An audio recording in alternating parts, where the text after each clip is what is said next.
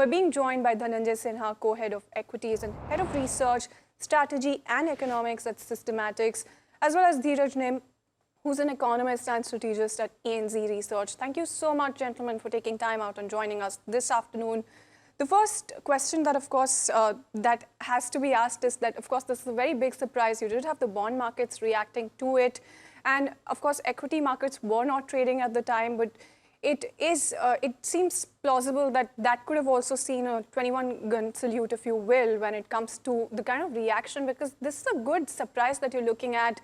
And nothing like it. I wanted to get a sense from you, Mr. Sinha, about what you think in terms of the numbers and what you're making in terms of the first cut when it comes to this and how this really features in India's growth story as well.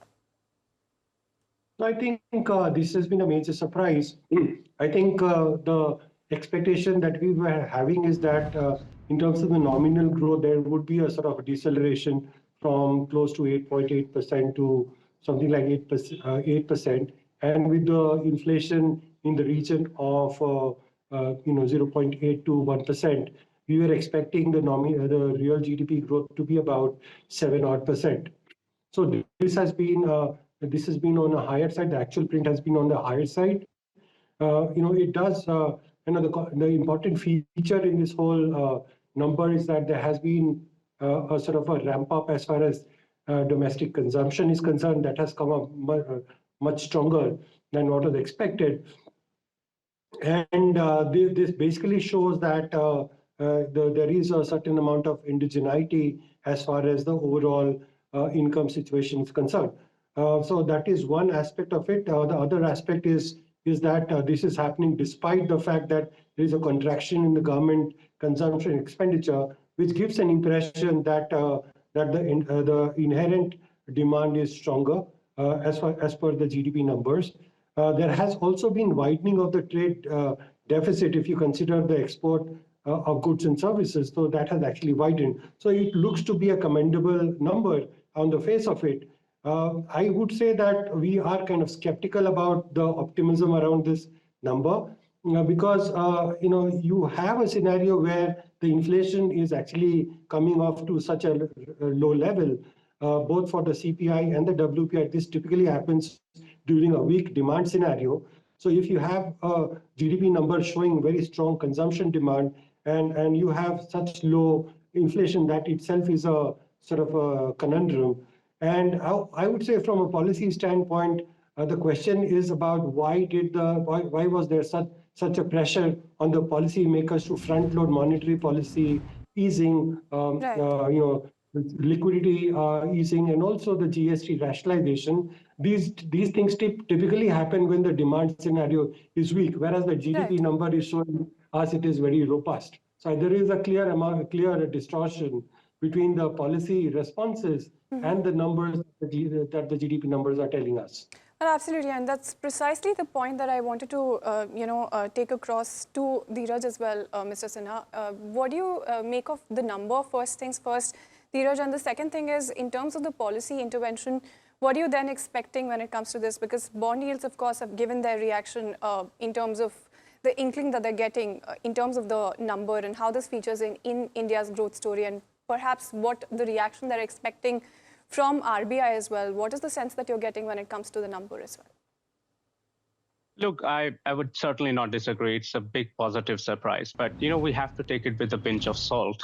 I certainly feel that the usual issues in GDP estimation that we have alluded to the last few quarters, when we have problems about arriving at an adequate deflator to arrive at real growth, I think they have persisted and they are largely behind this very, very positive surprise in the GDP number. I'm in fact at this point a little worried about nominal GDP growth, which was about 10 basis points lower than where it was in the previous quarter. Look how economic agents think, households, corporates, etc. I mean, they really do not have an understanding of real GDP in real time. I mean, while we economists talk about real GDP quite at length, people mostly can observe their nominal income growth in real time. If that is not growing handsomely, I'm a bit worried that it will not actually stoke a lot more activity on the ground, especially in the quarters coming ahead. Speaking from a statistical viewpoint also, currently inflation is very, very low.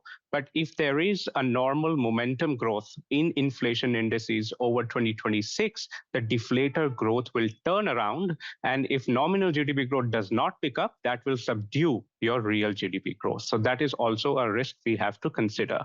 Now, going by the data and its details, I do want to highlight, however, though, that there are clear signs that activity growth, whether you look at other data apart from GDP or even GDP itself, it was certainly stronger in Q3 than it was in Q2, and I meant the calendar quarters.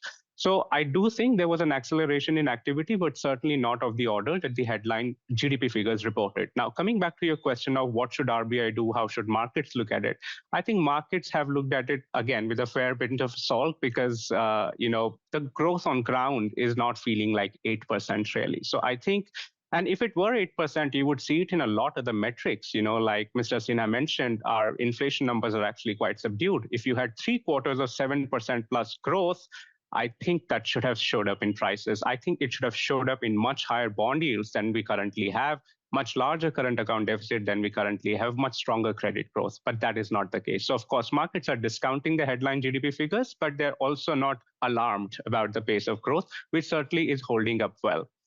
Speaking of the outlook, look, the tariff risks are very much still in the picture.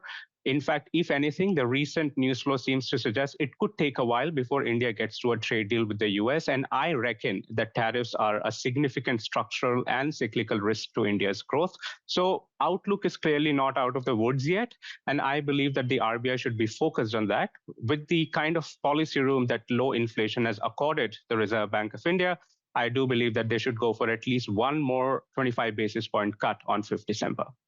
All right, and so that's the view coming in there, that take it with a pinch of salt. That's what Dhiraj had to say about this. But Mr. Sinha, I wanted to get a sense of what you think about the pinch of salt bit. And let's, on that note, in fact, talk about the nominal GDP as well. That's a big concern.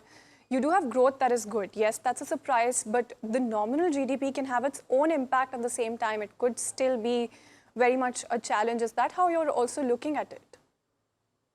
So I think there is a considerable amount of overstatement even from a nominal standpoint, because when you look at the lived reality of growth and economic situation, what we need to highlight is that if you look at the top line growth of companies, especially the non-finance companies, that is growing in the region of 5 or 6%. So I would say when you're looking at 8% plus the nominal or 8% nominal growth, that itself is an overstatement. So the nominal growth for the formal sector itself is very low, much lower than the nominal GDP. Secondly, I would say that if you look at the income growth, especially from a compensation growth of companies, that has actually decelerated to 6-7%, again lower than the nominal GDP growth. If you look at the wage growth in general at a wider economy level beyond the formal sector, it is even lesser, roughly about 5 or 6%. In real terms, the wage growth has actually been stagnant for several years now. So I would say that the correlation of the nominal GDP growth as per the CSO numbers and what is the lived reality of individuals, of corporates. I think what also needs to be highlighted is that this year the tax collection, the gross tax collection has been just about 2.8%, even before the GST reduction. And on a net basis, the central government has received minus 2.8% lower net tax collection. So none of these indicators relate with the nominal GDP growth as per the